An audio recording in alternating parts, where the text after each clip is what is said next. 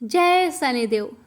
प्यारे भक्तों, आज शनिवार के दिन सुनेंगे शनिवार शनि भगवान की प्रेत कथा। भक्तों, शनिदेव न्याय के देवता है। वे कर्मों के अनुसार फल देते हैं। व्रत से वे प्रसन्न होकर शुभ फल देते हैं।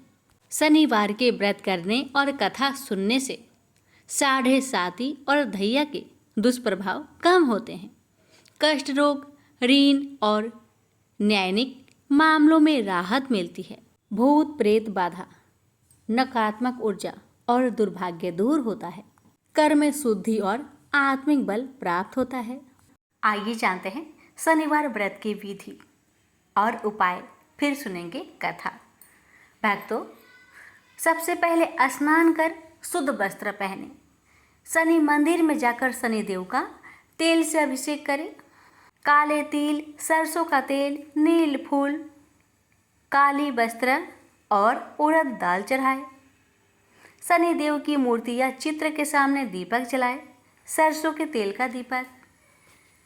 ओम सं शनिचराय नमः मंत्र का कम से कम 108 बार जप करें। शनि चालीसा, शनि स्रोत या दशनामावली का पाठ करें। दिन भर उपवास रखें। यदि संभव हो तो फलाहार करें। गाय को चारा, कुत्तों को रोटी, काले कुत्ते को तेल लगी रोटी खिलाना शुभ होता है। गरीबों भिखारियों को दान दें, विशेषकर काले वस्त्र, तिल, लोहा, छाता, जूते आदि। आइए जानते हैं शनिवार के विशेष उपाय।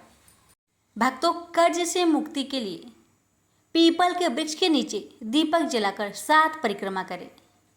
शत्रु बाधा से मुक्ति पाने के लिए शनिदेव को काले तिल व लोहे का छल्ला चढ़ाए। नौकरी या फिर व्यवसाय में रुकावट, शनि स्रोत, हनुमान जी से संबंधित भी का नियमित पाठ करें।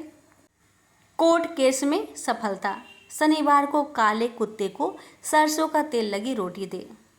संतान बाधा को दूर करने के लिए काले घोड़े की नाल से बना छल्ला धारण करें। दुर्भाग्य के लिए हर शनिवार को पीपल के वृक्ष पर जल चढ़ाकर शनि मंत्र का जाप करें। भक्तों, शनिवार के दिन इन बातों का ध्यान रखें, जैसे शनिवार के दिन नाखून ना काटे, तेल ना निकाले और दाढ़ी बाल ना कटवाए। ऐसा करना अशुभ माना जाता है। यदि आप व्रत नहीं कर सकते तो शनि मंत्र का जप, दान और सादा आचरण अपनाकर भी शनिदेव की कृपा पा सकते हैं। अब आइए सुनते हैं शनिवार शनि भगवान की व्रत कथा। एक समय स्वर्गलोक में सबसे बड़ा कौन, ये प्रश्नों को लेकर नव ग्रहों में वाद विवाद हो गया। विवाद इतना बढ़ा कि परस्पर भयंकर युद्ध की स्थिति बन गई। निर्णय के लिए सभी देवता देवराज इंद्र के पास पहुंचे और बोले, हे देवराज, आपको निर्णय करना होगा कि हम में से सबसे बड़ा कौन है। देवताओं का प्रश्न सुनकर देवराज इंद्र उलझन में पड़ गए। इंद्र बोले, मैं इस प्रश्न का उत्तर देने में असमर्थ हूँ। हम सभी पृथ्वी लोक में उज्जैनी नगरी में राजा विक्रमादित्य के पास चलते हैं। देवराज इंद्र सहित सभी ग्रह यानी कि सभी देवता उज्जैनी नगरी पहुँचे।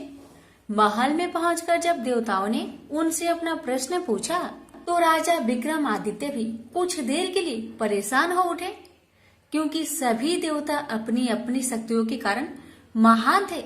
किसी को भी छोटा बताना या बड़ा कह देना उनके क्रोध के प्रकोप से भयंकर हानि पहुंच सकती थी।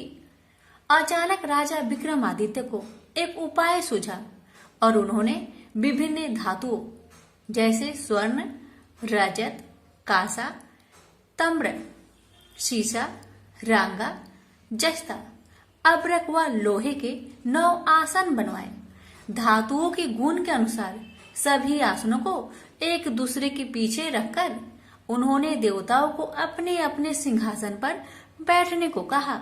देवताओं के बैठने के बाद राजा विक्रमादित्य ने कहा, आपका निर्णय तो स्वयं हो गया। जो सबसे पहले सिंहासन पर विराजमान है वही सबसे बड़ा है। राजा विक्रमादित्य के निर्णय को सुनकर शनि देवता ने सबसे पीछे आसन पर बैठने के कारण अपने को छोटा जानकर क्रोधित होकर कहने लगे, राजा विक्रमादित्य, तुमने मुझे सबसे पीछे बैठाकर मेरा अपमान किया है। तुम मेरी शक्तियों से परिचित नहीं हो, मैं तुम्हारा सर्वनाश कर दूंगा। शनि ने कहा, सूर्य एक राशि पर 1 महीने, चंद्रमा 2.25 दिन, मंगल 1.5 महीने, बुध और शुक्र 1 महीने, बृहस्पति 13 महीने रहते हैं, लेकिन मैं किसी राशि पर 7.5 वर्ष तक रहता हूँ। बड़े बड़े देवताओं को मैंने अपने प्रकोप से पीड़ित किया है। राम को 7.5 के कारण ही वन में जाकर रहना पड़ा और रावण को 7.5 के कारण ही युद्ध में मृत्यु का शिकार बनना पड़ा। राजा, अब तू भी मेरे प्रकोप से नहीं बच सकता। इसके बाद अन्य ग्रहों के देवता तो प्रसन्नता के साथ चले गए, परंतु शनि भगवान बड़े क्रोध के साथ वहां से विदा हुए। राजा विक्रमादित्य पहले की तरह ही न्याय करते रहे। उनके राज्य में सभी स्त्री पुरुष बहुत आनंद से जीवन यापन कर रहे थे। कुछ दिन ऐसे ही बीत गए। उधर शनि देवता अपने अपमान को भूल नहीं पाए थे। विक्रमादित्य से बदला लेने के लिए एक दिन शनि भगवान ने घोड़े के व्यापारी का रूप धारण किया और बहुत से घोड़ों के साथ उज्जैनी नगरी पहुंचे। राजा विक्रमादित्य ने राज्य में किसी घोड़े के व्यापारी की आने का समाचार सुना तो अपने अश्वपाल को कुछ घोड़े खरीदने के लिए भेजा। घोड़े बहुत कीमती थे। अश्वपाल ने जब वापस लौटकर इस संबंध में बताया तो राजा विक्रमादित्य ने स्वयं आकर एक सुंदर व शक्तिशाली घोड़े को पसंद किया। घोड़े की चाल देखने के लिए राजा उस घोड़े पर सवार हुए तो वह घोड़ा बिजली की गति से दौड़ पड़ा। तेजी से दौड़ता घोड़ा राजा को दूर एक जंगल में ले गया और फिर राजा को वहां गिराकर जंगल में कहीं गायब हो गया। राजा अपने नगर को लौटने के लिए जंगल में भटकने लगा, लेकिन उन्हें लौटने का कोई रास्ता नहीं मिला। राजा को भूख प्यास लगाई। बहुत घूमने पर उसे एक चरवाहा मिला। राजा ने उससे पानी मांगा। पानी पीकर राजा ने उस चरवाहे को अपनी अंगूठी दे दी। फिर उससे रास्ता पूछकर वह जंगल से निकलकर पास के नगर में पहुंचा। राजा ने एक सेठ की दुकान पर बैठकर कुछ देर आराम किया। उस सेठ ने राजा से बातचीत की तो राजा ने उसे बताया कि मैं उज्जैनी नगरी से आया हूँ। राजा के कुछ देर दुकान पर बैठने से सेठ जी की बहुत बिक्री हुई। सेठ ने राजा को बहुत भाग्यवान समझा और खुश होकर उसे अपने घर भोजन के लिए ले गया। सेठ के घर में सोने का एक हार खूंटी पर लटका हुआ था। राजा को उस कमरे में छोड़कर सेठ कुछ देर के लिए बाहर गया। तभी एक आश्चर्यजनक घटना घटी।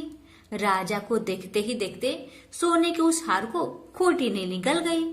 सेठ ने कमरे में लौटकर हार को गायब देखा तो चोरी का संदेह राजा पर किया, क्योंकि उस कमरे में राजा ही अकेले बैठा था। सेठ ने अपने नौकरों से कहा कि इस परदेसी को रस्सियों से बांधकर नगर के राजा के पास ले चलो।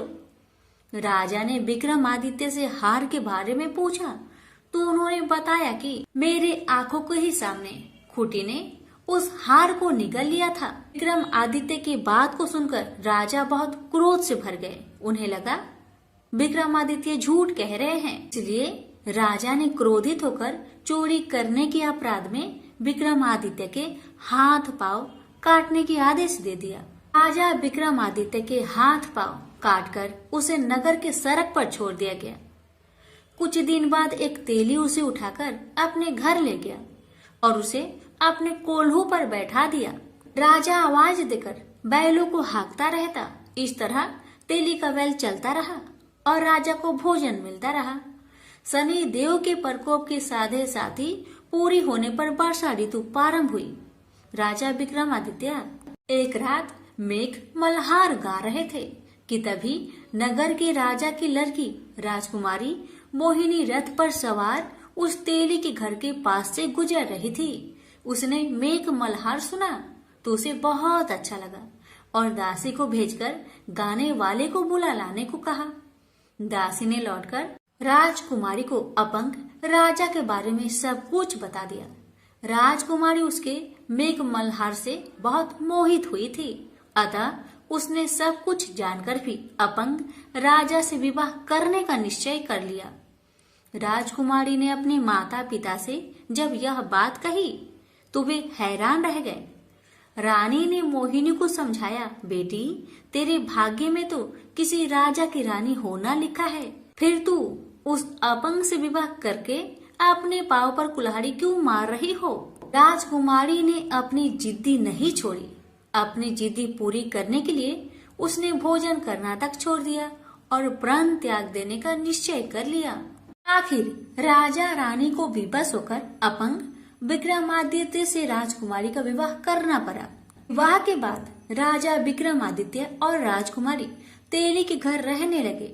उसी रात सपने में शनि भगवान ने राजा से कहा, राजा तुमने मेरा प्रकोप देख लिया, मैंने तुम्हें अपने अपमान का दंड दिया है। राजा ने शनि भगवान से हाथ जोड़कर क्षमा प्रार्थना की कि हे भगवान, आपने जितना दुख मुझे दिया अन्य किसी को ना देना। शनि भगवान ने कुछ सोचकर कहा, राजा मैं तुम्हारी प्रार्थना स्वीकार करता हूँ। जो कोई स्त्री पुरुष मेरा पूजा करेगा, शनिवार को व्रत करके मेरी व्रत कथा सुनेगा, उस पर मेरी अनुकंपा सदा बनी रहेगी। प्रातःकाल राजा विक्रमादित्य की नींद खुली तो उसने अपने हाथ पांव देखकर राजा को बहुत खुशी हुई। उसने मन ही मन शनि भगवान को प्रणाम किया। राजकुमारी भी राजा के हाथ पांव सही सलामत देखकर आश्चर्य में डूब गई। तब राजा विक्रमादित्य ने अपना परिचय देते हुए शनि भगवान की प्रकोप की सारी कहानी सुनाई। सेठ को जब इस बात का पता चला तो दौड़ता हुआ तेली के घर पहुंचा और राजा के चरणों में गिरकर क्षमा मांगने लगा। राजा ने उसे क्षमा कर दिया क्योंकि यह सब तो शनि भगवान के प्रकोप से हुआ था। सेठ राजा को अपने घर ले गया और उसे भोजन कराया। भोजन करते समय वहां एक अनोखी घटना घटी। सबके देखते देखते उस खुटी ने हार को उगल दिया। सेठ जी ने अपनी बेटी का विवाह भी राजा के साथ कर दिया और बहुत से स्वर्ण आभूषण धन आदि देकर राजा को विदा किया। राजा विक्रमादित्य राजकुमारी मोहिनी और सेठ के साथ उज्जैनी पहुंचे तो नगर वासियों ने हर्ष से उनका स्वागत किया। अगले दिन राजा विक्रमादित्य ने पूरे राज्य में घोषणा कराई कि शनिदेव सब देवों से सर्वश्रेष्ठ हैं। प्रत्येक स्त्री पुरुष शनिवार का उनको व्रत करे और व्रत कथा अवश्य सुने। राजा विक्रमादित्य की घोषणा से शनिदेव बहुत प्रसन्न हुए। शनिवार का व्रत करने और व्रत कथा सुनने के कारण सभी लोगों की मनोकामनाएं शनिदेव की अनुकंपा से पूरी होने लगी। सभी लोग आनंद पूर्वक रहने लगे। प्रेम से बोलिए शनि महाराज की जय। हे शनि महाराज, आपकी कथा कहने वाले, सुनने वाले, हुक्कार भरने वाले सभी भक्तों की सभी मनोकामना को पूर्ण करना, सभी की कष्टों को दूर करना। प्रेम से बोलिए शनि महाराज की जय। आप श्रवण करें शनि महाराज और ब्राह्मण की कथा। बहुत समय पहले की बात है। एक ब्राह्मण और ब्राह्मणी एक गांव में रहा करते थे। ब्राह्मण हर रात अपने सपने में नीली घोड़ी पर नीले कपड़े पहने एक आदमी को देखता था और वह आदमी कहता था, हे ब्राह्मण देवता, मैं तेरे लगूंगा। ब्राह्मण घबराकर उठ जाता और अगले दिन यही सपना उसे फिर आता। यह सपना उसे रोज आने लगा। ब्राह्मण बहुत परेशान हो गया और चिंता के मारे दुबला होने लगा, सूखने लगा।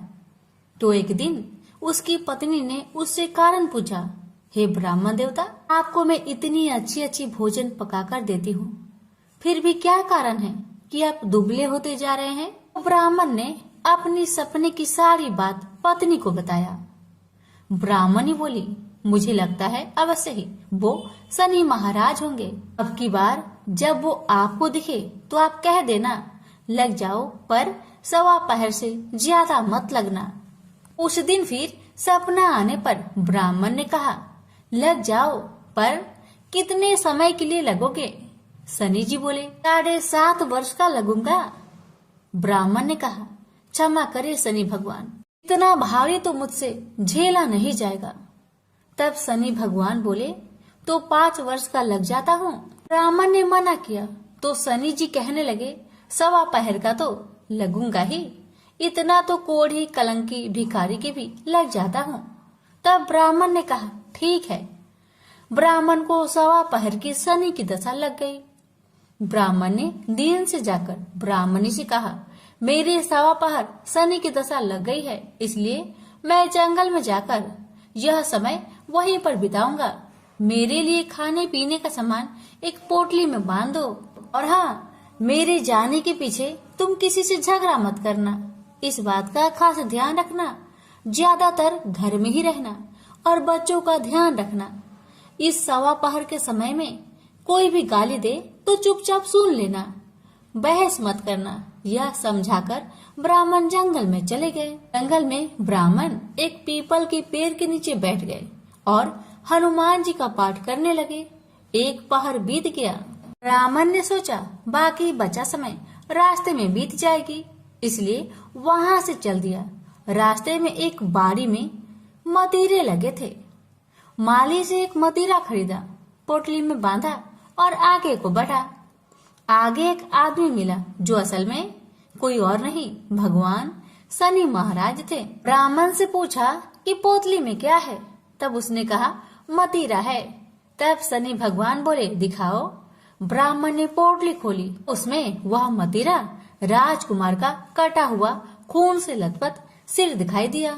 तो शनि भगवान ब्राह्मण को राजा के पास ले गए और कहा कि इस ब्राह्मण ने राजकुमार की हत्या कर दी है, इसके पास पोटली में राजकुमार का सिर है। राजा ने कहा, मैं यह नहीं देख सकता, इस ब्राह्मण को सूली पर चढ़ा दो। राजा के यहाँ हाहाकार मच गया। ब्राह्मण को सूली चढ़ाने से पहले पूछा गया कि तुम्हारी कोई आखिरी इच्छा हो तो बताओ। ब्राह्मण ने सोचा किसी तरह 1.25 पहर पूरा बस हो जाए। ब्राह्मण ने सोच समझकर कहा। उसने कहा कि वह रोज बालाजी का कथा सुनता है, मरने से पहले अंतिम बार बालाजी का कथा सुनना चाहता है।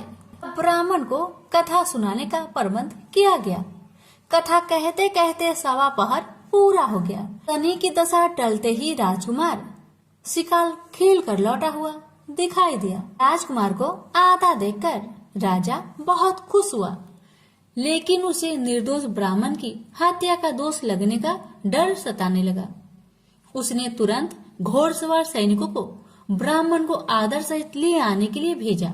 ब्राह्मण राज दरबार में आया तो राजा ने क्षमा मांगी और पोटली दिखाने के लिए कहा, तो पोटली खोली तो उसमें मदिरा था। राजा ने इन सब के बारे में पूछा तो ब्राह्मण ने बताया, मुझे 1.25 पहर की शनिचर की दशा लग गई थी, इस कारण यह सब तमाशा हुआ। राजा ने पूछा, यह दशा कैसे टलती है? ब्राह्मण बोला, राजा या सेठ के लगे तो काला हाथी या काला घोड़ा दान करे, गरीब के लगे तो पीपल की पूजा करे और बोले, साचा शनिचर कहिए, जाके पाओ सदा ही पढ़िए। शनि भगवान की कहानी सुने, तिल का तेल और काला उड़द दान करे, काले कुत्ते को तेल से चुपर कर रोटी खिलाए तो शनिचर की दशा उतर जाती है। राजा ने उसे मदिरा वापस दे दिया। घर आकर ब्राह्मण ने मदिरा काटा तो उसमें बीज की जगह हीरे मोती निकले। ब्राह्मणी ने पूछा, यह कहाँ से लाए हैं? आप तो कह रहे थे कि शनिचर की दशा लगी है। ब्राह्मण ने कहा, जब दशा लगी थी तो यह मदिरा राजकुमार का सिर बन गया था। जब शनि की दशा उतरी तो शनि भगवान निहाल कर गए। हे शनि देवता, जैसे ब्राह्मण के शनि की दशा लगी वैसे किसी का ना लगना। बोलिए प्रेम से शनि महाराज की जय। पार्वती जब भी अपने पति शिव के साथ दूसरे देवताओं के निवास स्थान पर जाती और वहां उनके सजे धजे सुंदर भवनों को देखती तो उन्हें बड़ी ही हीनता का बोध होता। वे यह महसूस करती कि हमसे छोटे छोटे देवताओं के पास भी बड़े बड़े भव्य भवन हैं, लेकिन हमारे पास तो कुछ भी नहीं। कहने को मैं आदि देव शिव की पत्नी हूँ, लेकिन रहने के लिए मिली है कैलाश पर्वत की कंदराएं और पहनने के लिए वल्कल। किसी उचित आवास के अभाव में अन्य सुख सुविधाओं का उपभोग नहीं कर सकती। एक दिन पार्वती ने अपने मन की व्यथा अपने पति शिव से कही। शिव जी सुनकर मुस्कुराए, फिर बोले, इसमें हीनता की तो कोई बात ही नहीं देवी। प्रत्येक व्यक्ति की अपनी अपनी जीवन शैली होती है। हमारी जीवन शैली यही है, हम अपनी इस शैली को हीन क्यों समझे? अन्य देवगण प्रकृति से बहुत दूर है, जबकि हम प्रकृति की गोद में निवास करते हैं। यह तो हमारे लिए गौरव की बात है, हीनता की नहीं। शिव के तर्कों से पार्वती संतुष्ट नहीं हुई और बोली, मुझे आपकी ये बातें समझ में नहीं आती देव। मुझे तो अपना एक आवास चाहिए, बहुत ही भव्य और सुख सुविधा से पूर्ण। शिव ने अपनी सहज मुस्कान से साथ उत्तर दिया, इसमें क्या मुश्किल है देवी, मैं अभी विश्वकर्मा को बुलवा देता हूँ, उनसे जैसा चाहो वैसा आवास बनवा लो। विश्वकर्मा को बुलाया गया। पार्वती ने आदेश दिया, हमारे लिए ऐसा भव्य बनाओ जैसे विश्व में कहीं ना हो। विश्वकर्मा ने आदेश स्वीकार किया। निर्माण कार्य प्रारंभ हो गया। कुछ ही समय में पार्वती की इच्छा अनुसार भव्य भवन तैयार हो गया। अपने भवन को देखकर पार्वती अति प्रसन्न हुई। गृह प्रवेश की तैयारी होने लगी। पार्वती चाहती थी गृह प्रवेश के समय सभी प्रमुख देवता हमारे यहाँ उपस्थित रहे। शिव ने अपनी सहमति दे दी। सभी प्रमुख देवी देवताओं को आमंत्रण भेजा गया। यह प्रवेश के समय वे सब कैलाश पर्वत पर आ गए। उन्होंने पार्वती के भव्य भवन की भूरी भूरी प्रशंसा की, लेकिन विश्वनेत्री ब्रह्मा खामोश रहे। जब सब देवी देवता जाने लगे तो पार्वती ने ब्रह्मा जी से पूछा, देव क्या आपको यह आवास पसंद नहीं आया? ब्रह्मा जी ने आश्चर्य व्यक्त करते हुए पार्वती से ही प्रश्न किया, देवी मैंने कब ऐसा कहा? आपके चेहरे की भाव भंगिमा कुछ ऐसे कह रही है प्रभु। पार्वती ने अपनी शंका स्पष्ट की। फिर ब्रह्मा जी को मौन देखकर पार्वती ने अपनी बात आगे बढ़ाई। तो आप कुछ संकोच कर रहे हैं, स्पष्ट कहिए क्या बात है? ब्रह्मा जी ने तनिक रुककर उत्तर दिया, देवी और तो सब ठीक है, लेकिन इस प्रसाद पर शनि की कुदृष्टि है। इतना कहकर वे वहां से चले गए। पार्वती ने ब्रह्मा जी की बात शिव को बतलाई तो वे कुछ चिंता में पड़ गए। पार्वती ने पूछा, प्रभु शनि की दृष्टि से क्या हो सकता है? यह प्रसाद जल सकता है? भगवान शिव ने उत्तर दिया, हाँ। यह सुनकर पार्वती भी चिंतित हो गई और बोली, प्रभु इसके लिए कोई उपाय कीजिए। शिव ने निराश व्यक्त की, शनि की दृष्टि को हटाना सरल नहीं है देवी। शिव का उत्तर सुनकर पार्वती आवेश में आ गई और बोली, सरल क्यों नहीं है? आप अभी शनि लोक जाइए और शनि देव से कहिए कि वह हमारे प्रसाद से अपनी कुदृष्टि हटा ले। यदि वह मान जाए तो आप तत्काल उसे कोई वरदान दे दीजिएगा, और यदि न माने तो आप अपना डमरू जोर से बजा दीजिएगा। मैं स्वयं अपने प्रसाद को आग लगा दूंगी। यदि प्रसाद को जलना ही है तो यह मेरे हाथों से जलेगा, शनि की कुदृष्टि से नहीं। इसके बाद मैं शनि को श्राप दूंगी। पार्वती की इच्छा अनुसार शिव शनि लोक गए। वहां शनि देव ने उनकी अभ्यर्थना की और आदर के साथ आसन पर बैठाया। आसन ग्रहण करने के बाद शिव ने अपने आने का प्रयोजन बताया। देवी पार्वती ने जो प्रसाद बनवाया है उस पर तुम्हारी कुदृष्टि है, अतः वे चाहती है कि तुम उधर से अपनी कुदृष्टि हटा लो। शनि देव ने करवध होकर निवेदन किया, आप निश्चिंत रहे देव। माता पार्वती के प्रसाद पर कुदृष्टि डालने का मैं दुस्साहस नहीं कर सकता। शनि से आश्वासन पाकर शिव प्रसन्न हो गए। शनि मैं तुमसे प्रसन्न हूँ, तुम जो चाहे वर मांग सकते हो, भोलेनाथ ने कहा। शनि ने विनम्र भाव से कहा, प्रभु आपका दिया हुआ सब कुछ मेरे पास है, अब मैं और क्या मांगू? हाँ, एक इच्छा अवश्य है, वह है आपका तांडव नृत्य देखने की। बहुत दिन हो गए उसे देखे हुए, आप अपना नृत्य दिखला सके तो कृपा होगी। सनी का यह अनुरोध शिव को अच्छा लगा। उन्होंने तत्काल अपना डमरू उठा लिया और लगे नृत्य करने। भोले भंडारी ये भी भूल गए कि पार्वती ने डमरू की आवाज सुनकर अपने नवनिर्मित प्रसाद को जला देने की बात कही थी। बस डमरू बजा बजा कर नृत्य करते रहे। उधर पार्वती ने जब कैलाश पर डमरू की ध्वनि सुनी तो उन्होंने सोचा कि सनी ने अपने कुदृष्टि हटाना अस्वीकार कर दिया है, अतः वे बहुत दुखी हुई। उन्हें लगा कि यदि मैं तत्काल अपने नवनिर्मित आवाज को आग लगा दूंगी तो वह सनी की कुदृष्टि से बच जाएगा। अतः उन्होंने स्वयं ही अपने प्रसाद में आग लगा दी। वह धू धू करके जल उठा। प्रसाद को जलता देख पार्वती का सनी पर क्रोध धीरे धीरे बढ़ने लगा। अब वे उसे श्राप देने को तैयार हो गई, लेकिन उसी समय भगवान शिव वहां पहुंच गए। उन्होंने प्रसाद को जलते देखा तो वे आश्चर्यचकित रह गए। उनकी समझ में ही नहीं आया कि यह कैसे हो गया। फिर अचानक उन्हें सब कुछ स्मरण हो गया। अपनी भूल का उन्हें एहसास हुआ। उन्होंने पार्वती को सब कुछ सुनाया।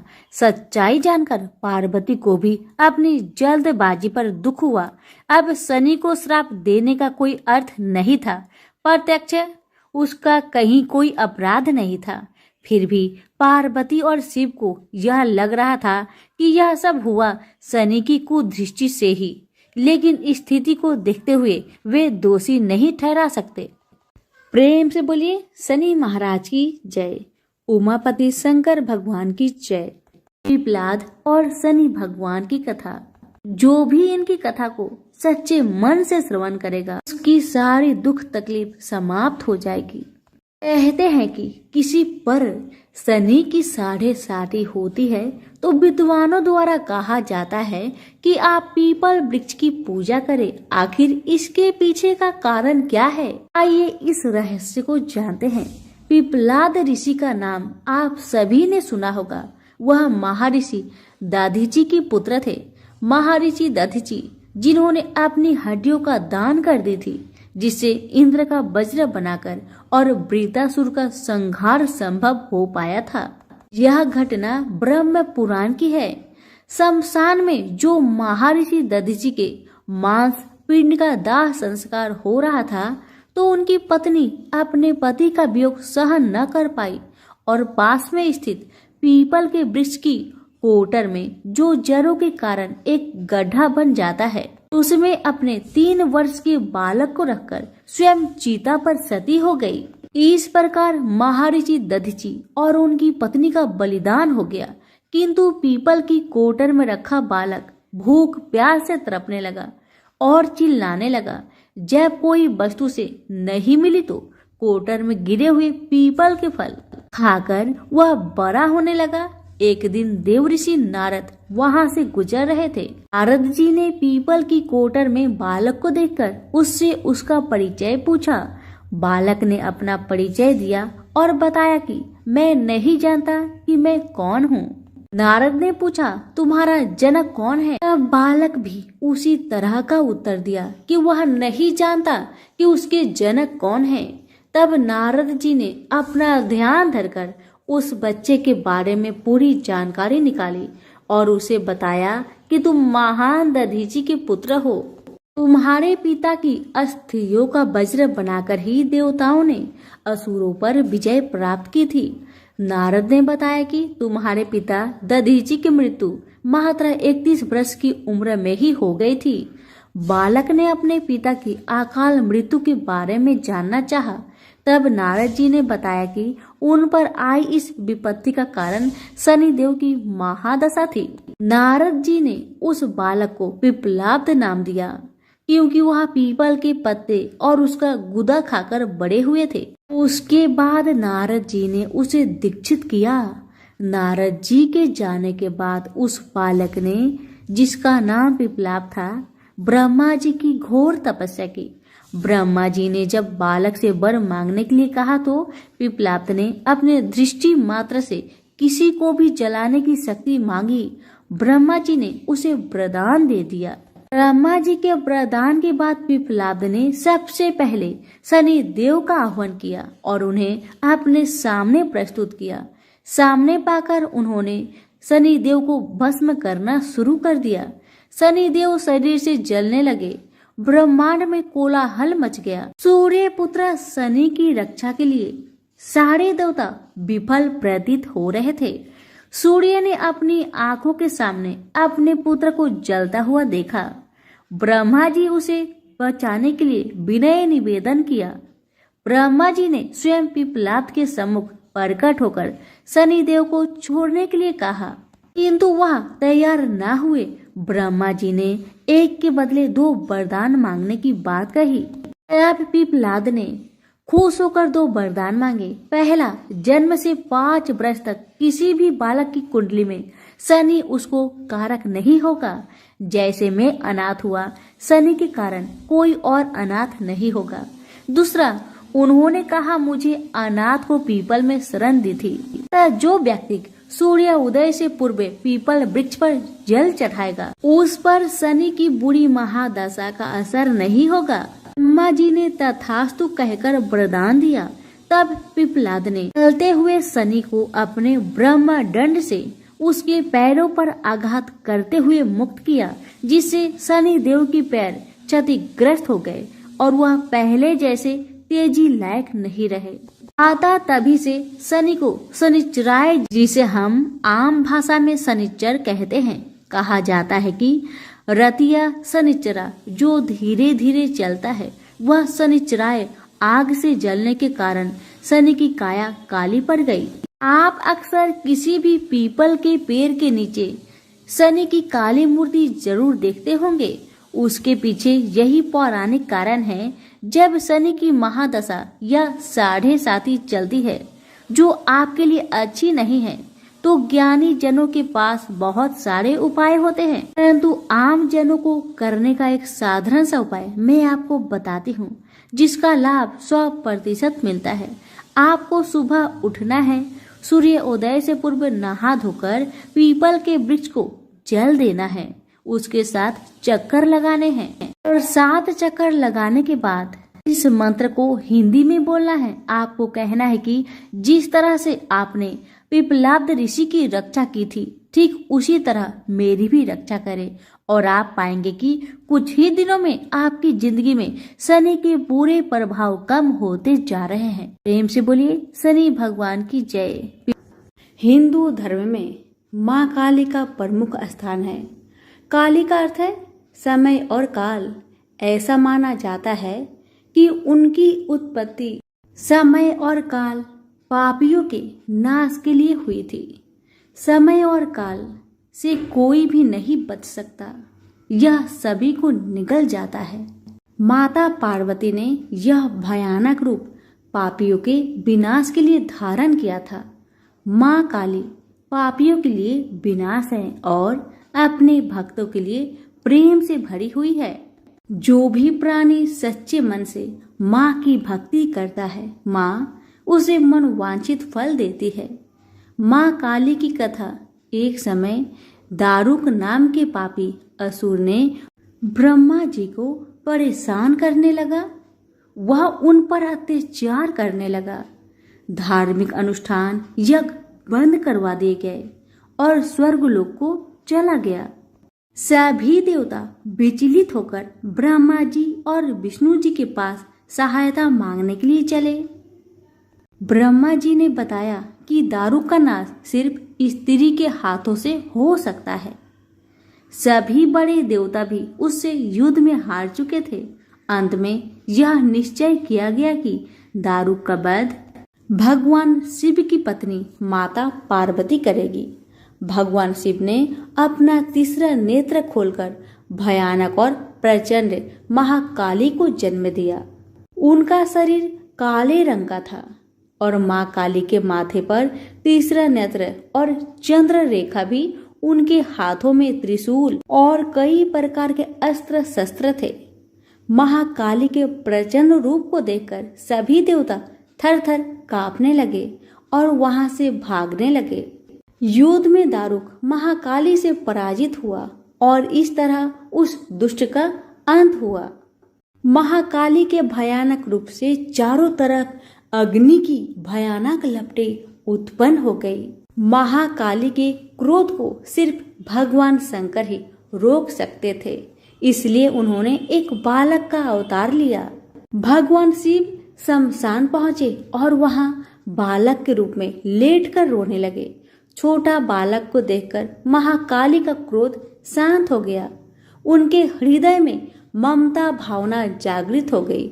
उन्होंने शिव रूपी उस छोटे बालक को उठा लिया और अपने स्तनों से दूध पिलाने लगी। इस प्रकार से शिव जी ने उनके क्रोध को पी लिया। इस प्रकार महाकाली का भयानक और प्रचंड क्रोध शांत हुआ। उसके बाद महाकाली मूर्छित हो गई। उन्हें होश में लाने के लिए भगवान शिव ने तांडव नृत्य किया। होश में आने पर वह पुनः माता पार्वती के रूप में आ चुकी थी।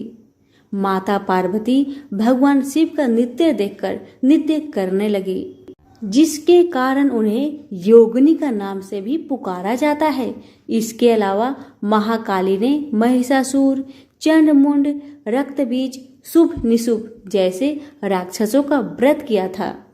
इसलिए 10 महाविद्याओं में से महाकाली प्रथम महाविद्या है। प्रेम से बोलिए माँ काली की जय हो।